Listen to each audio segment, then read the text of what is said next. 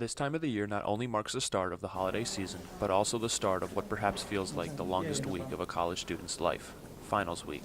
And while some students migrate to their campus library to conduct their studies, there may be students looking to jumpstart their studying habits. Studies like the one seen here shows that about half of the college students that were offered the non-medical use of prescription stimulants did in fact take them. I've always had like friends and other people come up to me and ask, can they have a pill? But I always have to turn them down because, yeah, I mean that prescription for me, if you're not prescribed, you know, to have medication for your ADHD, then you shouldn't be taking it. Sam Castellito, a Quinnipiac alum and nursing student, discussed the primary uses for ADD and ADHD medication as well as help explain why students who aren't prescribed the medication take it anyway. So Adderall is a central nervous system stimulant that affects neurotransmitters of dopamine and norepinephrine in the brain.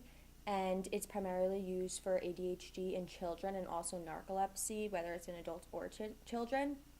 And I think that it's used during finals weeks or weeks leading up to it because students tend to believe that it's something that's going to help them perform better. It keeps them awake. It helps them focus on things more, or so they think that it does. Castellito goes on to discuss what happens to those who stop taking the medication after already starting. Something like Adderall, for example, if you abruptly stop taking it, even whether you're prescribed or not prescribed, it can have like many side effects, which they call an Adderall crash, where you can end up having like severe insomnia or severe fatigue and sleeping for days on end.